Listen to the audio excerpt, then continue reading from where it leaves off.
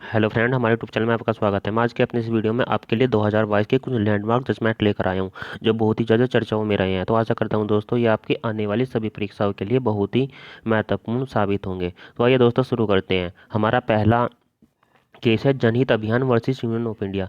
इस केस में जो हमारा 103वां संविधान संशोधन अधिनियम 2019 था उसको संवैधानिक घोषित किया गया।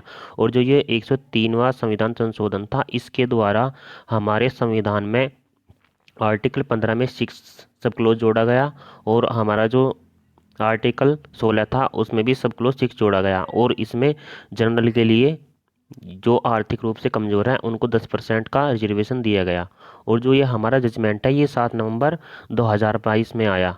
और इस संविधान पीठ में 5 जजेज थे और जो जिन्होंने विपक्ष में फैसला दिए वो थे जस्टिस यू ललित जो सीजेआई थे, और सेकंड थे हमारे जस्टिस रविंदर भट्ट।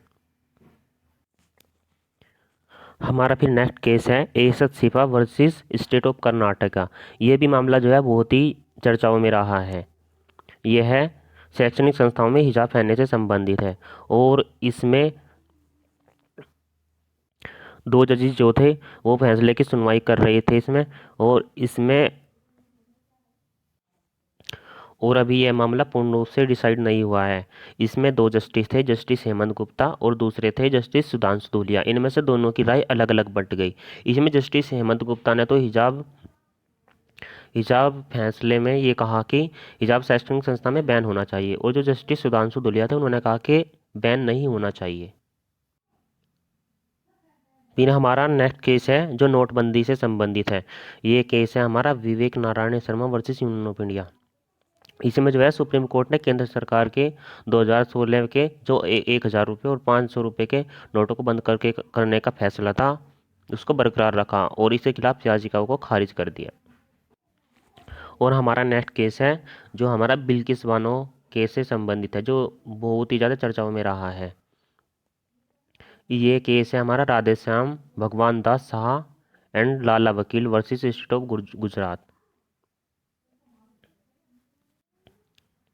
इस मामले में जो है गुजरात में अपराध हुआ तथा मामला महाराष्ट्र में चला था, तथा गुजरात सरकार ने इसके कारावास था जो उसका रेमिशन कर दिया। और इसमें सुप्रीम कोर्ट ने जजमेंट दिया कि उसी राज्य द्वारा परिहार किया जाएगा जिसमें अपराध कारित हुआ था। फिर हमारा नेक्स्ट केस है state of Jharkhand versus Shailendra Kumar Rai Pandav.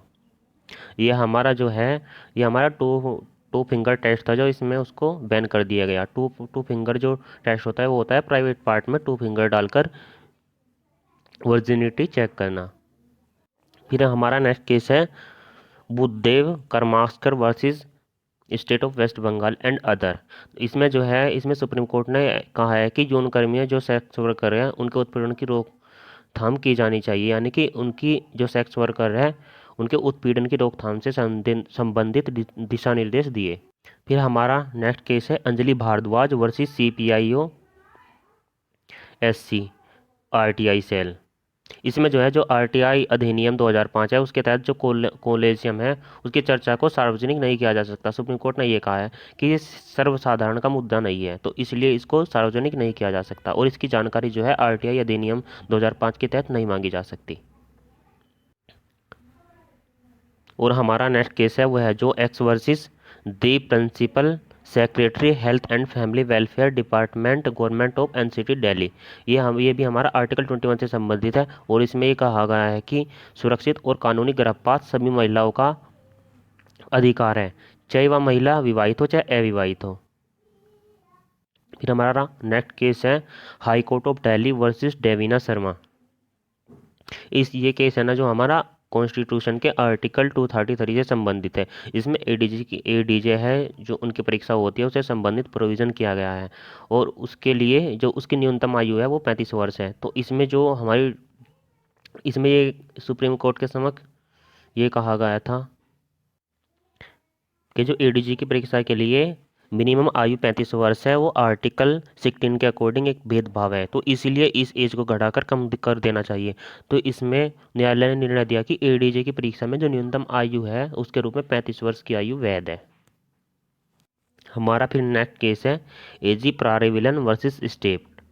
जो हमारा है राजीव गांधी हत्याकांड से संबंधित, इसमें जो है सुप्रीम कोर्ट ने आर्टिकल 142 का यूज करके जो उसका आजीवन कारावास का अपराधी था उसको रिहा कर दिया।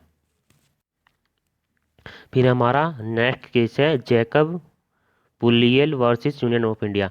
इसमें सुप्रीम कोर्ट ने कहा है कि टीकाकरण अनिवार्य नहीं है और यह हमारा आर्टिकल 21 के अंतर्गत आता है। फिर हमारा नेक्स्ट केस है सत्येंद्र कुमार अंतिल वर्सेस सीबीआई। इसमें सुप्रीम कोर्ट ने कहा है कि अनावश्यक रिमांड एवं गिरफ्तारी को रोकने के लिए दिशा निर्देश दिए गए। फिर हमारा नेक्स्ट केस है Mohammad Latif Magrey versus union territory of Jammu and Kashmir. ये हमारा आर्टिकल 21 से संबंधित है और इसको हम जो हमारी सीआरपीसी है उसका सेक्शन 176 के सबसेक्शन 3 से भी कोरिलेट कर सकते हैं, जो हमारा राइट टू डिग्निटी से संबंधित है। इसमें कहा सुप्रीम कोर्ट ने कहा कि एक बार दफन हो जाने के बाद शरीर को परेशान नहीं किया जाना चाहिए। फिर हमारा नेक्स्ट केस है एडवोकेट एसोसिएशन बेंगलुरु